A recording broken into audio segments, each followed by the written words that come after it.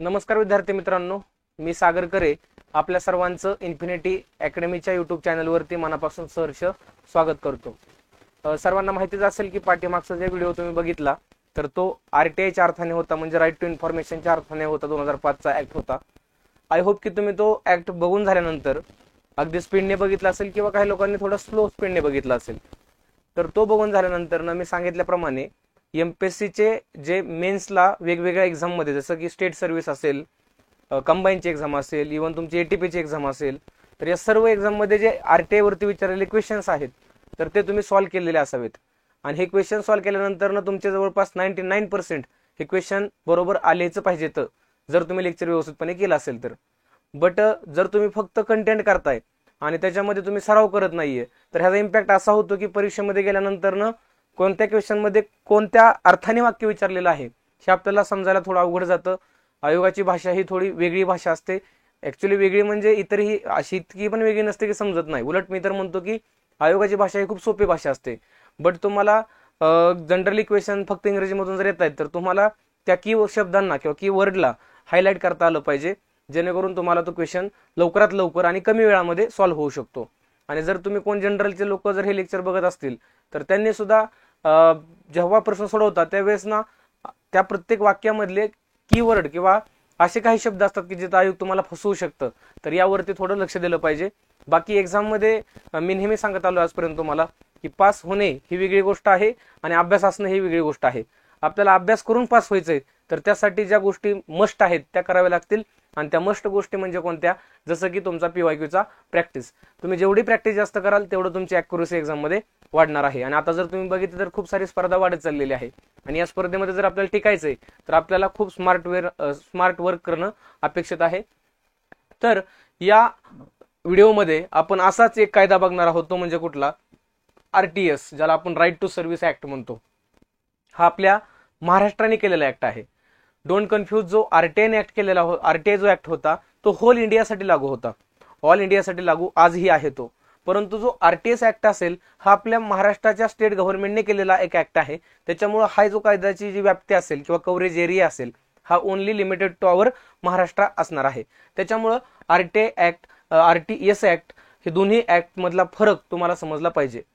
RTI 2005 चा आहे, तसा हा राईट टू सर्व्हिस जो आहे हा 2015चा जो आपल्या महाराष्ट्र गव्हर्नमेंटने बनवलेला होता, जो तुमच्या एटीपीच्या एक्झाम मध्ये किंवा इतरही कुठल्या एक्झाम मध्ये वारंवार ह्याच्यावरती क्वेश्चन आलेले आहेत। मी मुद्दामून तुम्हाला सांगितलेलं आहे की तुम्ही जेव्हा हे पॉईंट बघताय त्यावेळेस प्रश्न सोडवा, ह्यासाठी सोडवा की जे तुम्ही लेक्चर बघितलंय ना त्याचा तुम्हाला खरंच फायदा झालाय का। आणि जेव्हा जर तुम्हाला फायदा होतोय तर यापेक्षा समाधान मला आणि आमच्या पूर्ण टीमला, म्हणजे इन्फिनिटी अकॅडमीच्या टीमला अजिबात ते समाधान म्हणजे ते मोठं नाहीये, ह्यापेक्षा मोठं तर समाधान नाहीये कुठलं। तुमचा फक्त फायदा झाला पाहिजे। त्यापुढे मी सुरू करण्याच्या अगोदर सांगेल तुम्हाला, महाराष्ट्र लोकसेवा हक्क अधिनियम 2015 सुरू करण्याच्या अगोदर, तो म्हणजे हे मागं पण बोललो तुम्हाला की 3 फुल सिलेबस असणाऱ्या ह्या टेस्ट आहेत, ज्या टेस्ट तुम्हाला ऍप्लिकेशन वरती ऑनलाईन ऑफर, म्हणजे एटीपी ऑनलाईन टेस्ट सिरीज वरती एक मोठी ऑफर देण्यात आलेली आहे अकॅडमीच्या माध्यमातून। ऑफर 12 एप्रिलला सुरू झाली होती, ती 17 एप्रिल पर्यंत उपलब्ध आहे। परंतु ती ऑफर आजही मला वाटतं की कंटिन्यू आपण ठेवलेली आहे, कारण की पेपर जवळ आलेला आहे। सो त्याच्यासाठी मुलांना हा एक प्रयत्न आहे। 78 87 81 14 11 याच्यावरती तुम्ही कॉल करू शकता, टेस्ट बद्दल काय माहिती हवी असेल तर तुम्हाला।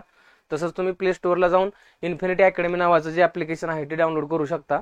दुसरं सोबत म्हणजे की मी एमसीक्यू बद्दल, म्हणजे पुस्तक आहे म्हणून तुम्हाला नाही सांगितलं की एमसीक्यूची प्रॅक्टिस करा। तुम्ही कुठलीही परीक्षा द्या, जर तुमच्या एक्झामची डिमांडच ऑब्जेक्टिव्ह एक्झाम आहे तर तुम्हाला प्रॅक्टिस करणं मस्ट आहे। सो त्यासाठीच हे पुस्तक एक आहे बघा, जवळपास 4000पेक्षा जास्त ह्याच्यामध्ये प्रश्न आहेत।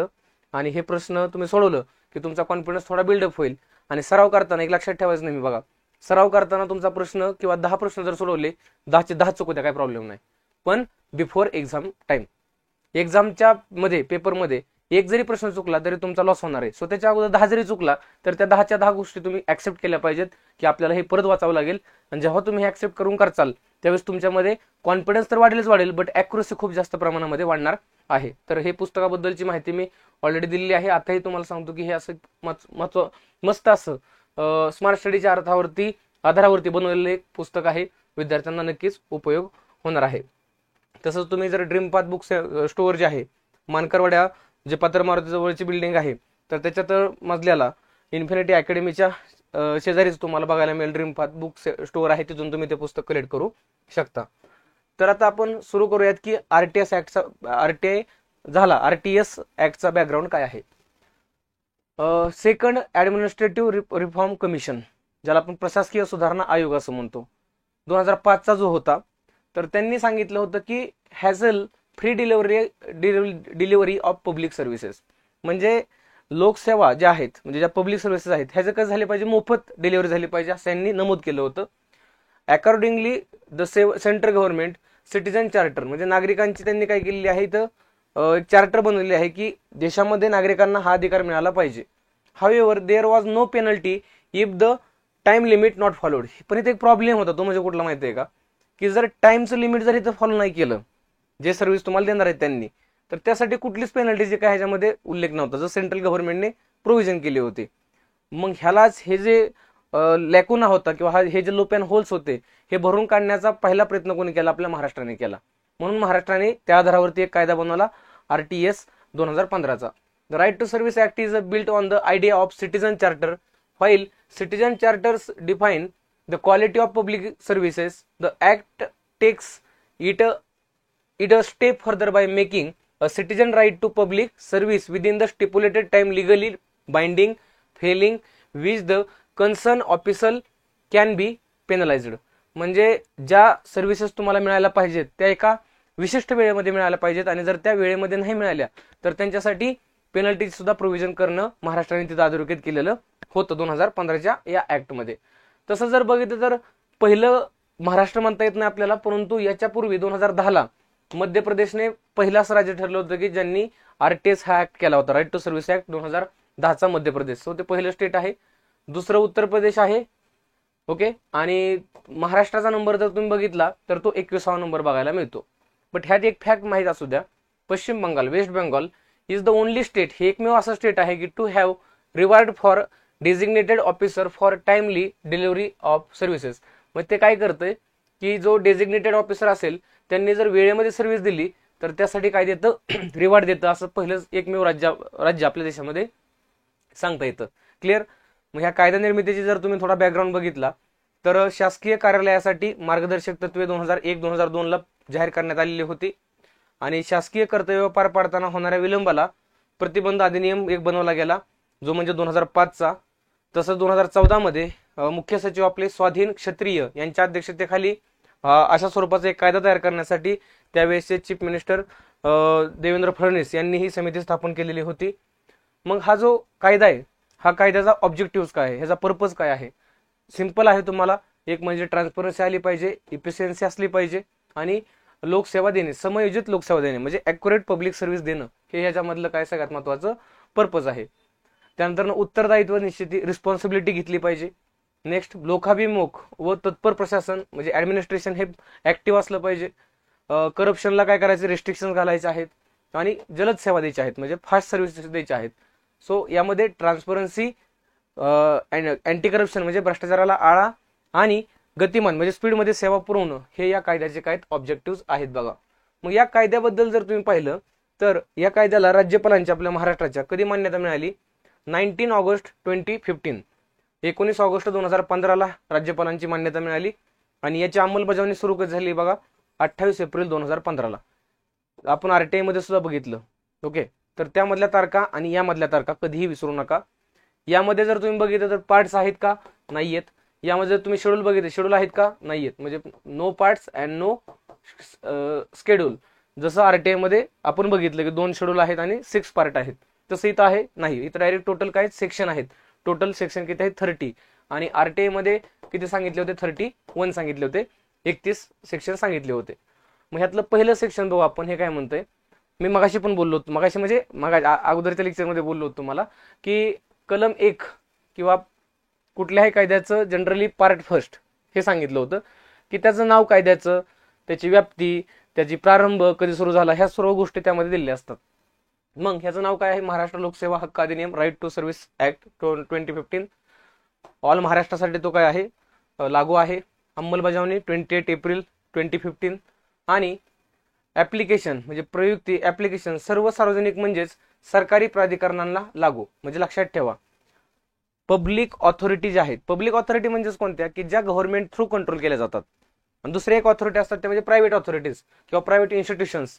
मग हा ऍक्ट जो आहे हा प्रायव्हेट इन्स्टिट्यूशन्सला लागू नाहीये, ही बाब सुद्धा तुम्हाला इथं हायलाइट करता आली पाहिजे. सेकंड वन आहे डेफिनेशन्स. डिफरंट डेफिनेशन्स आहेत बघा, तुम्हाला सरळ सरळ क्वेश्चन विचारतात त्याच्यावरती. तर यामध्ये 2A मध्ये काय आहे, मुख्य आयुक्त म्हणजे चीफ कमिशनर किंवा कमिशनर ज्यांची अपॉइंटमेंट केली जाते 13(2) नुसार केली जाते. त्यानंतर आयोग सुद्धा एक सांगितलेला आहे, कमिशन सांगितलेलं आहे 13(1) नुसार तो एस्टॅब्लिश केला जातो, हे 2B मध्ये सांगितलेलं आहे. त्यानंतर कॉम्पिटेंट ऑथॉरिटी किंवा प्राधिकारी हे कशामध्ये आहेत, 2C मध्ये आहेत, थेट कलम विचारतात. त्यानंतर डिपार्टमेंट, डी फॉर डिपार्टमेंट लक्षात ठेवा, 2D डिपार्टमेंट आहे, राज्य शासनाचा किंवा एखाद्या सार्वजनिक प्राधिकरणाचा विभाग आहे. नेक्स्ट वन डेझिग्नेटेड, ज्याला आपण पदनिर्देशित अधिकारी म्हणतो, डेझिग्नेटेड ऑफिसर ई मध्ये लक्षात ठेवा, पात्र व्यक्तीला लोकसेवा देणं आवश्यक आहे असा. त्यानंतर विभागीय आयुक्त रिजनल कमिशनर, जो आपला महाराष्ट्र लँड रेव्हेन्यू कोड आहे MLRC ज्याला तुम्ही म्हणता, तो 1966 आहे, त्याच्या सेक्शन 6 अंतर्गत म्हणजे सेक्शन 6च्या अंतर्गत नियुक्त केलेला विभागीय आयुक्त रिजनल कमिशनर. यामध्ये 2F मध्ये आहे. 2G मध्ये इलिजिबल पर्सन, म्हणजे इलिजिबल पर्सन कोणाला म्हणलं आहे हे ह्यामध्ये सांगितलेलं आहे G मध्ये. फर्स्ट ॲपिलेट ऑथॉरिटी H मध्ये सांगितलेलं आहे 8(1) नुसार त्याचं काय केलं जाते, अपॉइंटमेंट केली जाते. आणि J मध्ये सांगितलेलं आहे की लोकल ऑथॉरिटी म्हणजे काय. लोकल ऑथॉरिटी म्हणजे काय, जसं की म्युनिसिपल कॉर्पोरेशन असतील, नगर परिषद असतील, नगर पंचायत असतील, त्यानंतर इंडस्ट्रियल एखादी सोसायटी असेल, नियोजन प्राधिकरण असेल म्हणजे प्लॅनिंग ऑथॉरिटी असेल, जिल्हा परिषद असेल, पंचायत समिती असेल, ग्रामपंचायत असेल, तसेच काही डेव्हलपमेंट ऑथॉरिटीज आहेत किंवा काही कॉन्स्टिट्युशनल नॉन कॉन्स्टिट्युशनल बॉडीज सुद्धा आहेत. ह्या सर्व कशामध्ये येतात, तुम्हाला लोकल ऑथॉरिटीमध्ये बघायला मिळू शकतात. जर यामध्ये तुम्हाला हायलाइट त्यांनी केलं की यामध्ये पोलीस स्टेशन इन्क्लूड केलं जातं का, do not include police station याच्यामध्ये. नेक्स्ट वन L मध्ये सांगितलेलं आहे public authority means what, public authority 2L मध्ये सांगितलेलं आहे. यामध्ये गव्हर्नमेंटचा कुठलंही डिपार्टमेंट असेल किंवा एखादं प्राधिकरण असेल, त्यानंतर कॉन्स्टिट्यूशनद्वारे म्हणजे कॉन्स्टिट्यूशनद्वारे, पार्लमेंटद्वारे, स्टेट लेजिस्लेचरद्वारे, ऑर्डिनरी लॉद्वारे किंवा एखाद्या ऑर्डरद्वारे निर्मित केलेलं कुठलंही एखादं डिपार्टमेंट असेल किंवा कुठलीही संस्था असेल, तर राज्य शासनाची मालकी नियंत्रित असलेली सहकारी संस्था, शासकीय कंपनी किंवा एखादं प्राधिकरण, हे सुद्धा यामध्ये सार्वजनिक प्राधिकरण म्हणून ओळखलं जाणार आहे. त्यानंतर राज्य शासनाकडून वित्तीय सहाय्य मिळणारी कोणतीही अशासकीय संघटना, हे खूप महत्वाचं आहे बघा. एखादी NGO असेल, NGO नॉन गव्हर्नमेंटल ऑर्गनायझेशन, हे तर नॉन गव्हर्नमेंटल आहे, परंतु त्याला फायनान्शियल एड जे आहे किंवा फायनान्शियल हेल्प जे आहे हे तुम्हाला स्टेट गव्हर्नमेंट करतंय, तर ते सुद्धा तुम्हाला पब्लिक ऑथॉरिटीमध्ये इन्क्लूड करावं लागणार आहे 2L प्रमाणे. त्यानंतर लोकसेवा खूप इम्पॉर्टंट आहे बघा, सेक्शन नंबर 3 नुसार लोकसेवा जी दिली जाईल ती ह्यामध्ये सांगितलेली आहे 2M मध्ये. त्यानंतर राईट, सेवा हक्क सांगितलेला, सर्व्हिस राईट सांगितलेला आहे. एका स्टिप्युलेटेड टाइम पिरियड मध्ये लोकसेवा प्राप्त करण्यासाठी इलिजिबल पर्सनचा तो एक राईट सांगितलेला आहे. त्यानंतर 2O मध्ये सांगितलेलं आहे की सेकंड ॲपिलेट ऑथॉरिटी, मग अशा आपण बघितलं होतं फर्स्ट ॲपिलेट ऑथॉरिटी, इथं सांगितलंय सेकंड ॲपिल ऑथॉरिटी. तिकडे 8(1) होतं, इथं काय आहे 8(2) आहे. आणि P मध्ये सांगितलेलं आहे स्टिप्युलेटेड टाइम लिमिट. सो इथं A पासून ते P पर्यंत वेगवेगळ्या काय आहेत डेफिनेशन आहेत. मग तुम्ही इथं कंपॅरिझन केलं पाहिजे. तुम्ही RTI मध्ये जर बघितलं तर 2A पासून ते 2N पर्यंतच्या प्रोव्हिजन होत्या, आणि इथं RTS मध्ये जर तुम्ही बघितलं तर 2A पासून ते 2P पर्यंत ज्या प्रोव्हिजन आहेत त्या कशाबद्दलच्या आहेत, डिफरंट डेफिनेशन्स आहेत. इथं काय लक्षात ठेवा, इथं राईट टू इन्फॉर्मेशनचा पर्पज आपण काय म्हणलं की देशातल्या प्रत्येक नागरिकाला गव्हर्नमेंटकडून माहिती मिळवून घेण्याचा अधिकार आहे. बट इथं हा जो RTS आहे हा राज्य शासनाने केलेला कायदा आहे. याचा पर्पज काय आहे, तर जे पब्लिक ऑथॉरिटी आहेत तर त्यांनी नागरिकांना सर्व्हिस कशा पद्धतीने द्यायची आहे विशिष्ट वेळेच्या मर्यादेमध्ये ते सांगितलेलं आहे. त्यामुळं हा RTS आहे. क्लिअर, ह्या दोन्हीबद्दल अजिबात कोणी गडबड करू नका. सेक्शन नंबर 3 जे आहे ते काय सांगते बघा, लोकसेवा पब्लिक सर्व्हिसेस, पदनिर्देशित अधिकारी ज्याला आपण डिझिग्नेटेड ऑफिसर्स म्हणतो, अपिलेट ऑथॉरिटी आणि स्टिप्युलेटेड टाइम लिमिट अधिसूचित करायचे आहे 3 महिन्यांच्या आतमध्ये. हे खूप महत्वाचं आहे बघा. तसेच ऑफिसच्या बाहेर जे आपलं नोटीस बोर्ड असतं त्या सूचना फलकावर आणि वेबसाईटवरती किंवा एखाद्या पोर्टलवरती पुढील बाबी तिथं मेन्शन करणं गरजेचं आहे.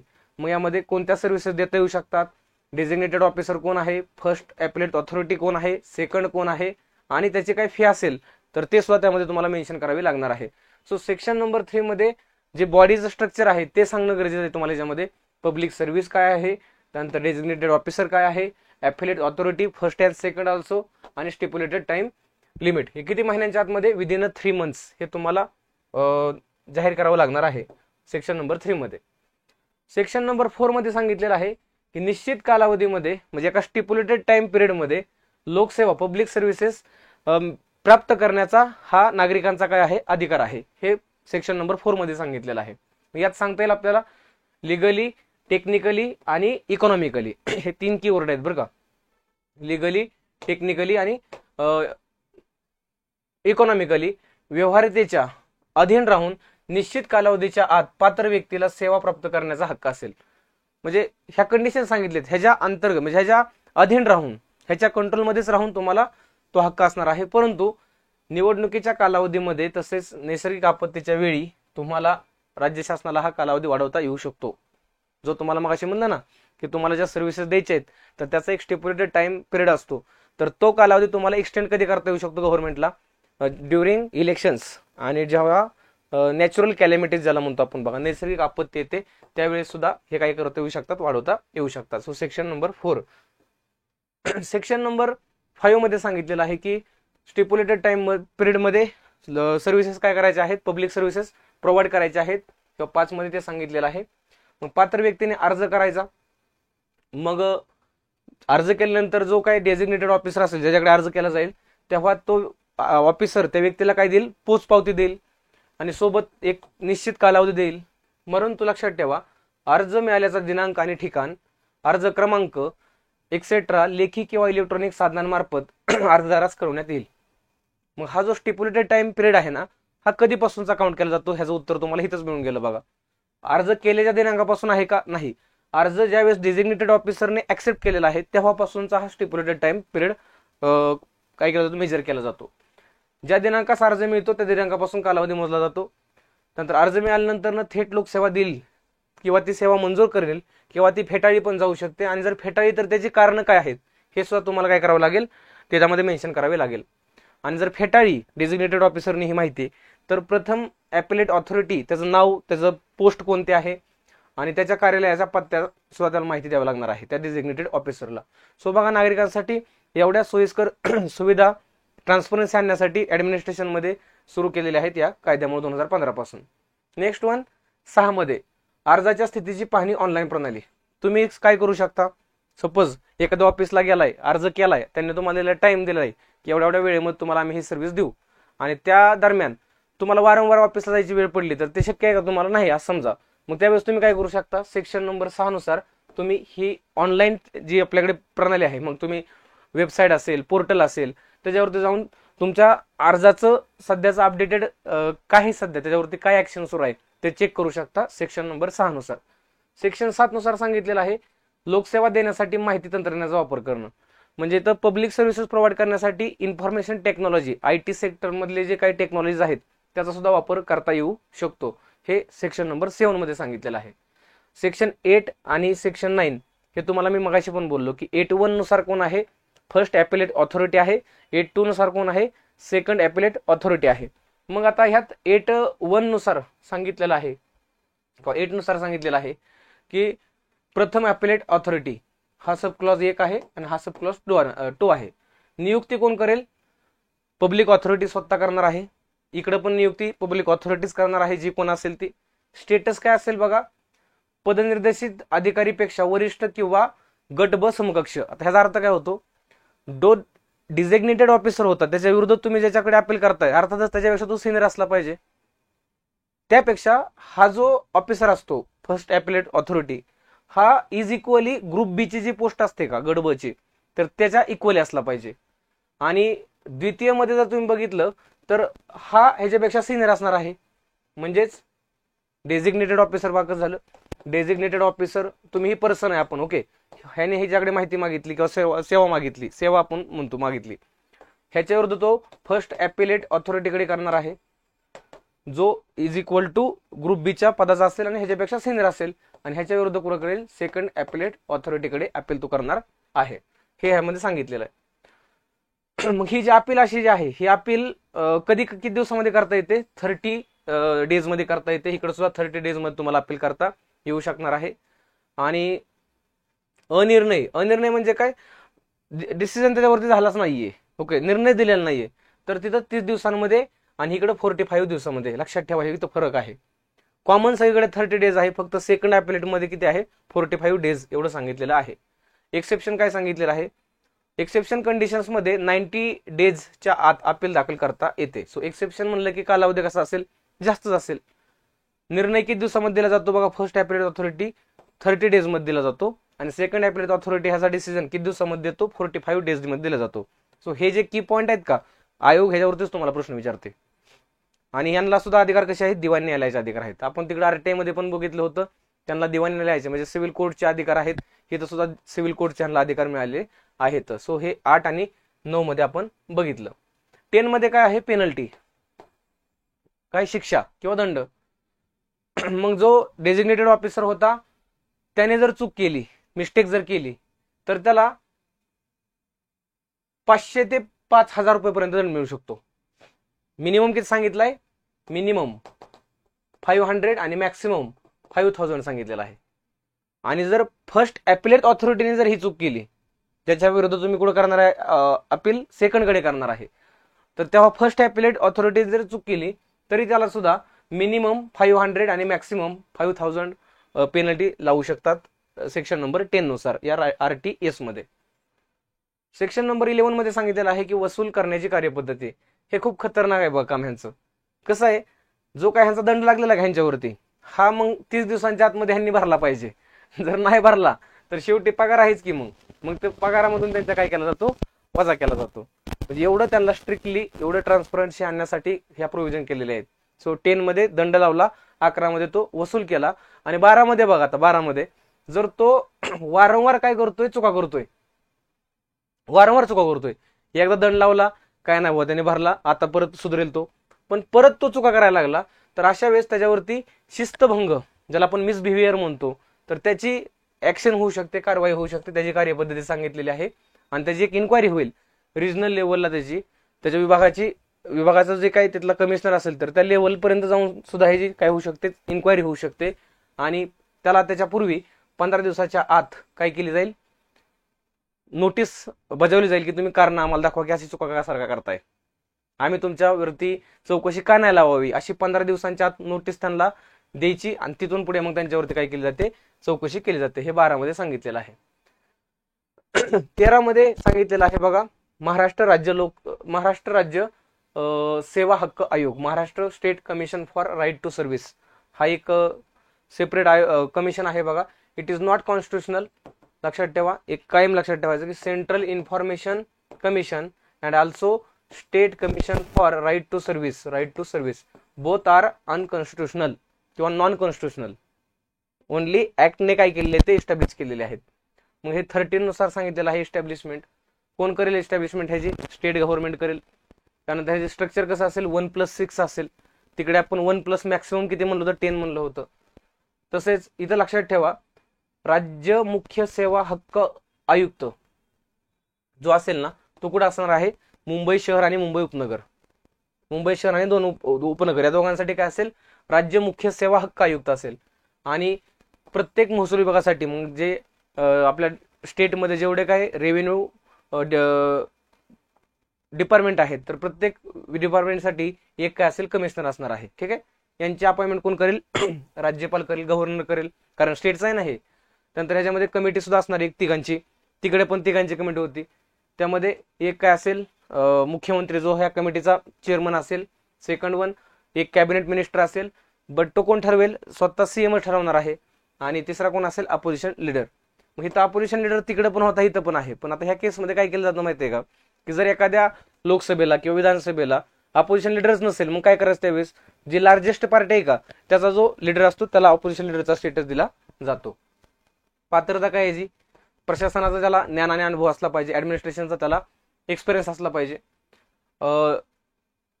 ज्याला आपण डिस्क्वालिफिकेशन म्हणतो, अपात्रता, कोणत्या कोणत्या कारणावरून, जे तिकडे होतं तेच इकडे आहे. म्हणजे तो पार्लमेंट मेंबर असेल, स्टेट लेजिस्लेचर मेंबर असेल, त्याने इंटरेस्ट म्हणजे एखादं लाभाचं पद धारण केलं असेल, तो पॉलिटिकल पार्टीशी संबंधित असेल, किंवा त्याने एखादा खासगी व्यवसाय सुरू केला, तर त्यावेळेस तो काय होऊ शकतो, इलिजिबल होऊ शकतो. मुख्यालय ह्याचं कुठं असेल, बॉम्बे मुंबई या ठिकाणी असणार आहे. हे 13 मध्ये या आयोगाबद्दलच्या स्थापनेबद्दल सांगितलंय. 14 मध्ये काय सांगितलेलं आहे, त्याचा टर्म्स अँड कंडिशन्स, म्हणजे ज्याला आपण पदावधी म्हणतो. 5 इयर और 65 इयर, ह्याच्यापैकी जे अगोदर पूर्ण होईल ते. कळतंय तुम्हाला? म्हणजे एखादा जसं सपोज 62व्या वर्षीच काय झाला, चीफ कमिशनर झाला, तर त्या कंडिशन मध्ये त्याला सर्व्हिस किती मिळणार आहे, फक्त 3 वर्ष मिळणार आहे, कारण त्याचं इथे एज पूर्ण अगोदर होईल 65. पण जर इथं एखादा 58व्या वर्षी अपॉइंटमेंट झाली त्याची, तर तिथून पुढे तो 5 वर्ष काम करणार आहे. सो त्याला पुढचे काही वर्ष काम करता येणार नाही, त्याचा कालावधी काय होतोय, पूर्ण होतोय. आणि विशेष म्हणजे रिअपॉइंटमेंट हित आहे का नाही, तिकडे होती का, नव्हती. पण कधी होती, जेव्हा कमिशनर हा चीफ कमिशनर होऊ शकतो, त्याच्याकडे तेवढा काळ असेल, तेव्हा तो इथं रिअपॉइंटमेंट होऊ शकते. बाकी कंडिशन मध्ये कधीच होऊ शकत नाही, म्हणजे त्याच पदावरती परत होत नाही. ओथ, शपथ कोण देतं, गव्हर्नर देतात, राज्यपाल देतात. राजीनामा कोणाकडे देऊ शकतात, हे राज्यपालाकडेच देऊ शकतात. तसेच यांचे जे वेतन आणि सेवा शर्ती असतात, म्हणजे सॅलरी आणि अलाउन्सेस असतात, तर हे मुख्य आयुक्तांचे जे आहेत का, हे राज्य मुख्य माहिती आयुक्ताप्रमाणे आहेत. म्हणजे जसे स्टेट इन्फॉर्मेशन कमिशनर म्हणलं आपण, स्टेट चीफ इन्फॉर्मेशन कमिशनर, त्याप्रमाणे हे ज्या चीफ इन्फॉर्मेशन कमिशनरचे असणार आहेत, तसं ह्याच्याच कमिशनरचे राज्याच्या मुख्य सचिवप्रमाणे असणार आहेत. हे लक्षात ठेवा, हे महत्वाचं आहे. स्टेट सेक्रेटरीचा असतो चीफ सेक्रेटरी स्टेटचा, तर त्याच्याप्रमाणे ऑदर कमिशनरचे इथं सॅलरीज आणि अलाउन्सेस असतील. आणि जो मेन असेल चीफवाला, त्याचं कुणासोबत तुलना केली जाईल, स्टेट चीफ इन्फॉर्मेशन कमिशनर. त्यानंतर ह्यांना पदावरून दूर करणं, कलम 15 मध्ये सांगितलेलं, म्हणजे सेक्शन 15 मध्ये सांगितलेलं आहे पदावरून दूर करणं.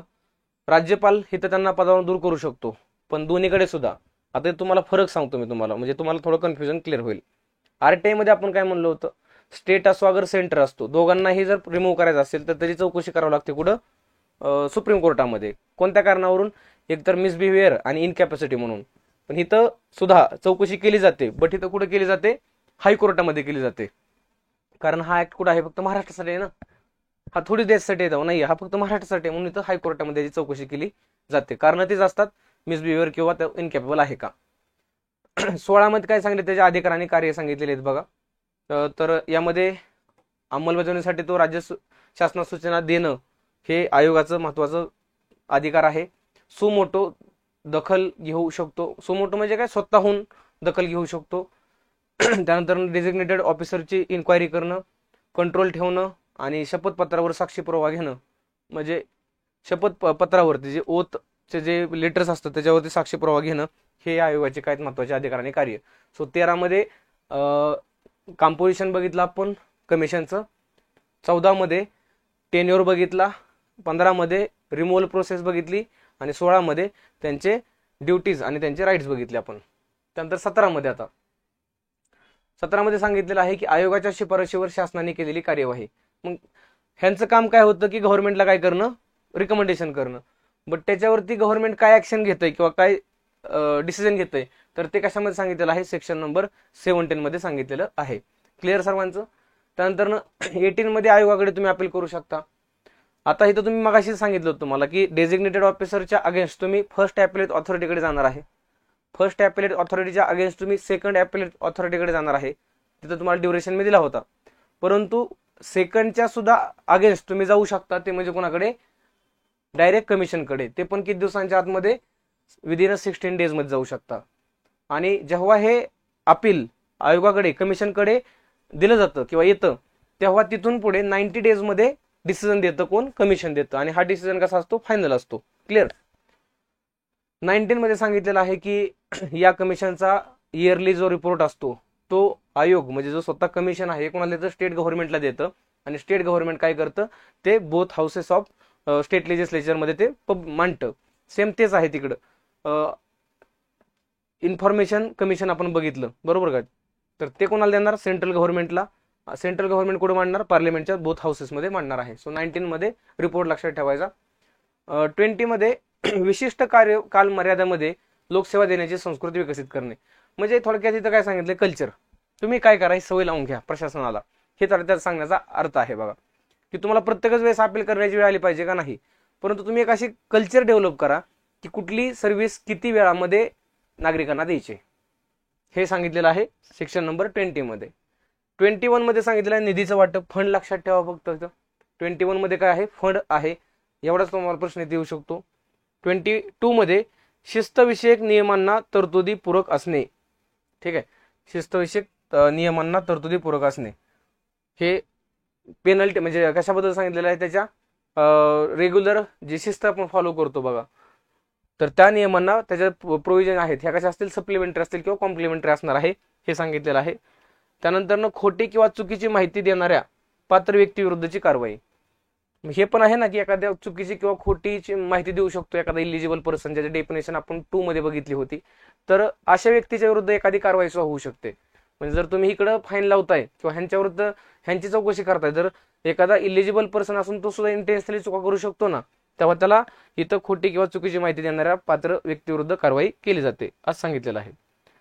24 मध्ये गव्हर्नमेंट काय करू शकतं, इथं निर्देश देऊ शकतं बघा. निर्देश देण्याचा गव्हर्नमेंटचा काय इथं अधिकार आहे. ठीक आहे, गव्हर्नमेंट निर्देश देण्याचा इथं अधिकार आहे. मी मगाशी त्या ऍक्ट मध्ये मला वाटतं बोलत असताना सांगितलं होतं की तुम्हाला 15 बोललो होतो ह्याच्यामध्ये ना, तर ते किती आहे 25. ओके सॉरी, तिकडे जर बघितलं तर आरटीआय मध्ये ते 21 सेक्शन होतं, जिथं सदाभाऊ लक्षात ठेवा म्हणलं होतं, आणि इथं 25 लक्षात ठेवा सदाभाऊ आहेत. तिथं मी 15 म्हणलं होतं, पुन्हा हायलाईट करून सांगतोय. इथं 21 आहे कुठं आरटीआय मध्ये, आणि इथं काय आहे 25, की सद्भावनेने केलेल्या कृतीला इथं काय मिळेल, संरक्षण मिळेल. आय होप तुम्हाला हे जे मी आता करेक्शन केलं ते समजलं असेल. त्यानंतर 26 मध्ये सांगितलेलं आहे ते म्हणजे की दिवाणी न्यायालयाच्या अधिकारितेस रोध आहे. सो इथं कोर्टचं काय आहे, याच्यामध्ये इंटरफेअर होणार नाहीये, ह्याच्यामध्ये सांगितलेलं आहे. 27 मध्ये अधिनियम अन्य कायद्यावर प्रभावी ठरेल. म्हणजे ऑदर कुठलेही ऍक्ट असतील किंवा ऑदर कुठल्याही प्रोव्हिजन्स असतील, तर त्या सर्व प्रोव्हिजन्स पेक्षा या कायद्यामधल्या प्रोव्हिजन ह्या कशा असतील, जास्त इफेक्टिव्ह असणार आहेत. आणि इथं रूल किंवा ह्याच्यामध्ये काय रेग्युलेशन बनवायचे असतील, तर हा राईट कोणाला असेल, स्टेट गव्हर्नमेंटला असेल. कारण हा बनवला सुद्धा कोणी स्टेट गव्हर्नमेंटने, तो बनवला होता कोणी सेंट्रल गव्हर्नमेंटने बनवलेला होता. सो तिकडे सेंट्रल गव्हर्नमेंटला असणार आहे. तसंच जर तुम्ही बघितलं आतापर्यंत 2016 जो ऍक्ट आहे, सॉरी नियम आहे, रेग्युलेशन ऍक्ट 15चा आहे, बट रेग्युलेशन जो आहे तो 16चा आहे. यात 19 नियम आणि 5 अर्जाचे नमुने प्रसिद्ध केलेले आहेत कुणी, स्टेट गव्हर्नमेंटने. त्यापुढे सेकंड लास्ट आहे 29, स्टेट गव्हर्नमेंटला ह्याच्यामध्ये जे काही प्रॉब्लेम येत आहेत तर ते प्रॉब्लेम दूर करण्याचा अधिकार मिळालेला आहे. 30 मध्ये बघितलं तर तुम्ही 2015 चा जो महाराष्ट्र अध्यादेश क्रमांक 5 आहे हा रिपील झालेला आहे. ओके, त्याच्यामुळे हे रिपील लक्षात ठेवायचं की प्रत्येक ऍक्टचं बऱ्यापैकी शेवटचं सेक्शन हे काय असतं, रिपील असतं. तर या व्यतिरिक्त तुम्हाला क्वेश्चन शक्यतो येणार नाहीये, ज्या गोष्टी मी तुम्हाला अगदी थोड्या वेळामध्ये सांगितल्या. आणि ह्याचा पर्पजच आपला काय होता, बट आपण अजून काय पार्ट राहिला ते बघूयात. तर महाराष्ट्र राज्य जो हक्क आयोग आहे आपला, त्याबद्दल थोडं सांगतो, मग नंतर सांगेल तुम्हाला. याचं ब्रीद वाक्य काय बघा, आमची सेवा आमचे कर्तव्य. आमची सेवा नाही आमचे कर्तव्य, हे आमचं ब्रीद वाक्य आहे. असं कोण म्हणतोय, महाराष्ट्र राज्य सेवा हक्क आयोग म्हणतोय. पहिले अध्यक्ष कोण होते, स्वाधीन क्षत्रिय, आणि सध्याचे कोण आहेत, दिलीप शिंदे माझ्या माहितीप्रमाणे. आणि स्वाधीन क्षत्रिय म्हणजेच तुम्हाला माहिती असेल की देवेंद्र फडणवीस यांनी एक कमिटी स्थापन केली होती यांच्याच अध्यक्षतेखाली, तर तेच पहिले अध्यक्ष बनलेले होते. त्यानंतर प्रशिक्षण संस्था यशदा पुणे या ठिकाणी आहे. आणि सेवा पुरवठादार कोण कोण आहेत ह्याच्यामध्ये बघा, आपले सरकार पोर्टल एक आहे, नंतर RTS महाराष्ट्र ऍप्लिकेशन आहे, आपले सरकार सेवा केंद्र आहे. हे सगळे सेवा पुरवण्याचं काय करतात, काम यामध्ये करतात. आणि अर्जाचे जे तुम्हाला 5 नमुने सांगितले ते कोणते आहेत बघा, अर्जाची पोच आहे.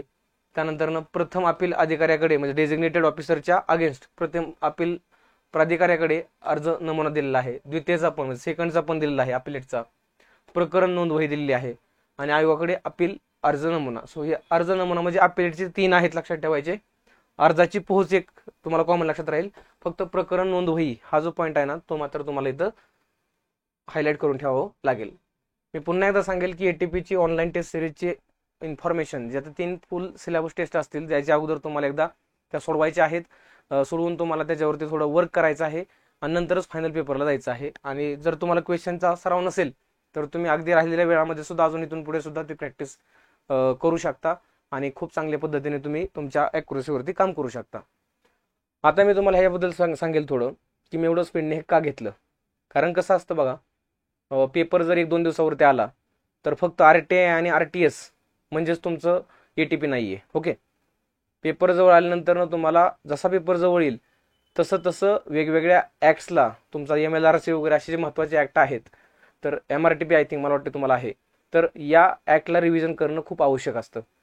आणि ह्याच्यावरती अगदी असे खूप मेजर क्वेश्चन येत नाहीयेत, आले तर थोडे थोडे क्वेश्चन येत आहेत, बट ते सुद्धा कसे कव्हर करता येतील त्याचा आपण एक छोटासा प्रयत्न करतो. तो म्हणजे दरवेळेस कुठलीही परीक्षा असली की त्या परीक्षेच्या अगोदर एक प्रेडिक्शन सिरीज घेतो आपण किंवा काही एक्सपेक्टेड पॉईंट घेतो की जे परीक्षेमध्ये विचारले जातात. आणि मला अनुभव आलेला आहे की तुम्ही चेक करू शकता, गेल्या 4 ते 5 वर्षांपासून रिव्हिजन सेशन जे आपण अगोदरचे घेतो युट्यूबला, तर त्याचा फायदा मुलांना नक्कीच झालेला आहे, तोटा तर कुणाला झालेला नाहीये. सो त्याच्यामुळं मित्रांनो, माझं एकच ह्याच्या पाठीमागचा उद्देश होता, तो म्हणजे कुठला, RTI ऍक्ट असेल, RTS ऍक्ट असेल, हे जे ऍक्ट आहेत, जे मायनर ऍक्ट ज्याला म्हणतो आपण, तर ते ऍक्ट तुम्हाला कमीत कमी वेळामध्ये जास्तीत जास्त आउटपुट कसे देऊ शकतात यासाठी मदत तुम्हाला करणे. राहिला प्रश्न कुठला, तुमचा. सो ऍक्ट सुरू असताना तुम्ही काय केलं पाहिजे, एक वहीचं पेज किंवा तुमची नोटबुक घेतली पाहिजे. जसे मी सेक्शन सांगेल त्याच्यामधले काही कीवर्ड सांगतोय, तर ते कीवर्ड तुम्ही स्वतः लिहून घेतले पाहिजेत. अगदी तुम्ही 10 मिनिटांमध्ये सुद्धा परत त्या सर्व गोष्टी रिवाइज करू शकता. इथंपर्यंत तुम्ही स्मार्ट वर्क केलं पाहिजे. सो त्याच्यामुळं आगामी येणारी जी तुमची ATPची एक्झाम आहे, किंवा हे जर लेक्चर कोण मेन्सची जनता बघत असेल, कंबाईन Bची मेन्स बघत असेल किंवा ग्रुप Cची मेन्सची जनता बघत असेल, तर त्या सगळ्यांना माझं सांगणं आहे की अशा ऍक्ट्समध्ये RTI झालं, RTS झालं किंवा कुठलाही मायनर ऍक्ट असू द्या, एकही मार्क गेला नाही पाहिजे. का? कारण की इथंच तुम्हाला लीड मिळण्याचे काय असते चान्सेस असतात. आणि जेव्हा तुम्हाला लीड मिळते तेव्हा तुम्ही सिलेक्शनच्या अगदी खूप जवळ गेलेला असता. आणि आपल्याला फक्त काठ्यावरती पास होऊन तर चालणार नाही ना, आपल्याला लीड घ्यावे लागणार आहे. आणि लीड घेतल्यानंतर त्याचा इम्पॅक्ट कशावरती होतो, तुमच्या इंटरव्ह्यूवरती होतो. सो त्याच्यामुळे मित्रांनो, या गोष्टी सर्वांना समजल्या असतील, मी अशी अपेक्षा ठेवतो तुमच्याकडून. जरी तुम्हाला काही अडचण असेल तरी सुद्धा ह्याच्याबद्दल सुद्धा तुम्ही सांगू शकता कमेंट बॉक्समध्ये. तुम्हाला प्रत्येक कमेंटचं उत्तर दिलं जाईल नक्कीच. आणि शेवटी एवढं सांगेल तुम्हाला की तुम्हाला तुमच्या परीक्षेसाठी खूप खूप शुभेच्छा. यापूर्वी तुम्ही आमच्यासोबत जोडून राहिलेला आहात आणि यापुढे सुद्धा नक्की राहाल अशी अपेक्षा व्यक्त करतो आणि थांबतो. धन्यवाद.